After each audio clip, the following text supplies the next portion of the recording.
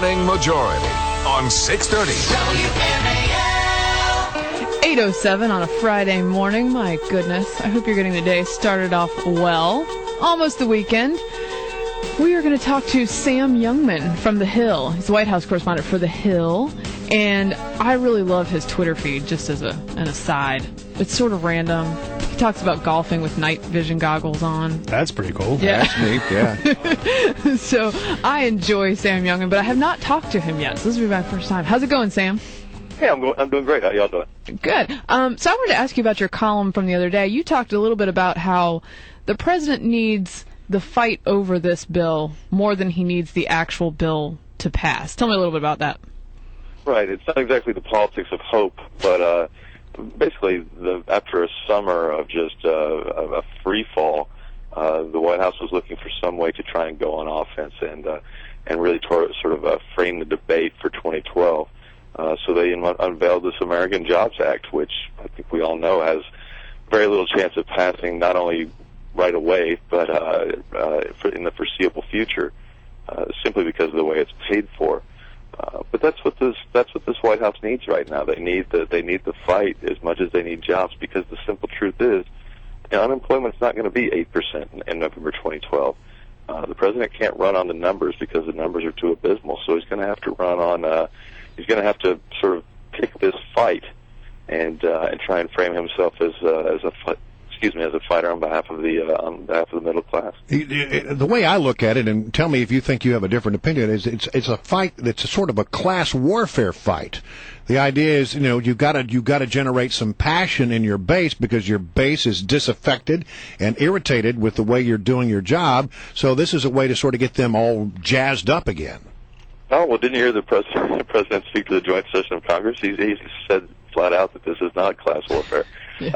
Oh, well, I must have, somehow I must have missed that point. I think there's something to that. I think we're going to hear more of that as the election goes on. But I think they're comfortable with that criticism.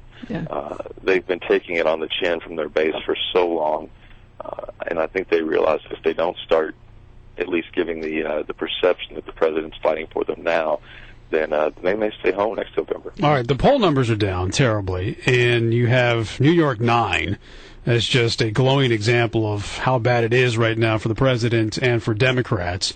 You have other Democrats. I mean, we even had, who was it, Barbara Mikulski was right, saying that I can't get behind this jobs plan. You throw in Solyndra and some other scandals that are going on. Then you have a chorus of high-profile Democrats. Yesterday was James Carville saying it's time for the president to panic and to start firing people left and right. We had Lanny Davis on our show yesterday saying that the president has got a whole bunch of problems right now and he needs to do something quickly.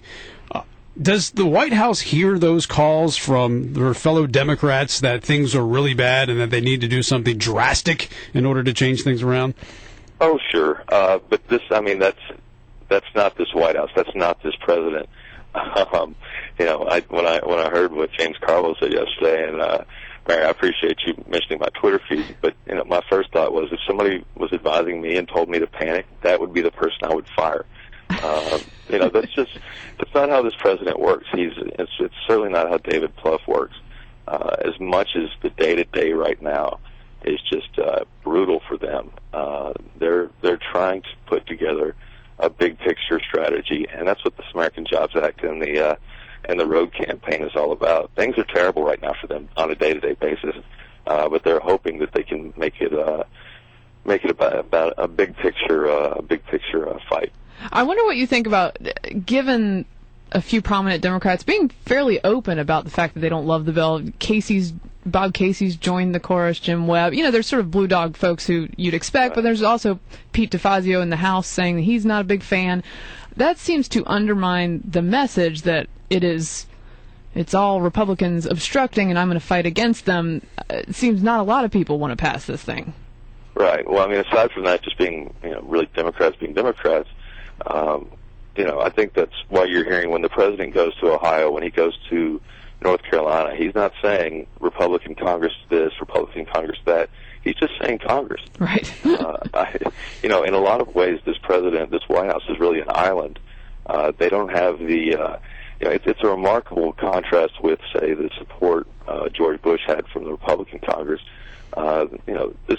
This White House has long resented the pushback they get from their own party on the Hill, and I think that they feel like moving forward they've got to paint Congress with a broad brush, because in some cases they get as much flack from their own party as they do from the opposition.